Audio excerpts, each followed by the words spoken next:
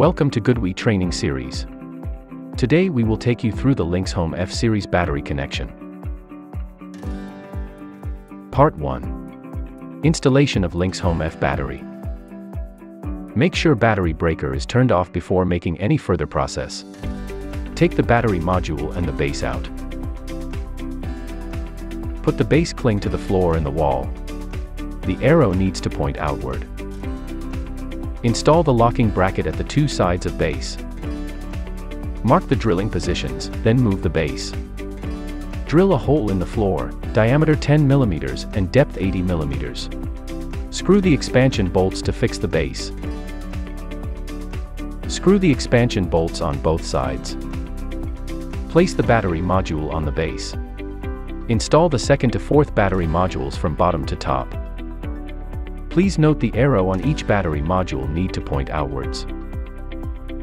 Put the PCU above the installed battery module securely. And install the locking bracket.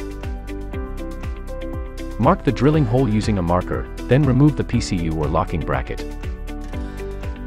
Drill a hole in the wall, diameter 10 mm and depth 80 mm. Screw the expansion bolts to fix the PCU. The battery modules within one tower are automatically connected with each other.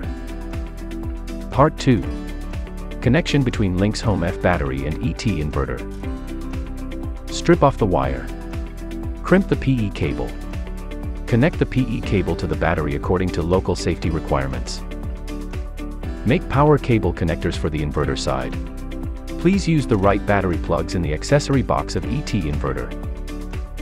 The cables should be with a conductor cross-section of 4 to 6 square millimeter. Strip off the wire for 15 mm. Open the spring using a screwdriver if it's locked. Carefully insert the stripped wire, make sure the wire head past the spring. Close the spring, until hear a click sound. Push the insert into the sleeve, turn both sides to tighten the connector. Make sure the connector is tight enough. Follow the above steps to make another connector. Then we make power cable connectors for the battery side.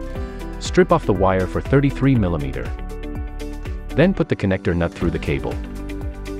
Replace the white seal ring inside the power connector with a red seal ring.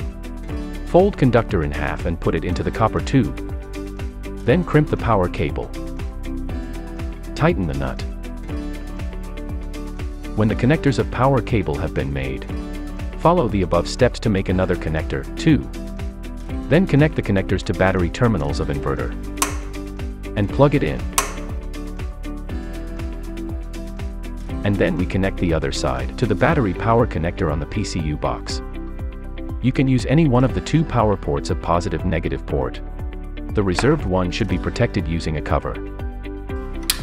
Connect the power cable to battery positive and battery negative. After power cables are successfully installed, then connect the BMS cable to the battery. The BMS cable of ET inverter is pre-wired and already connected with the inverter.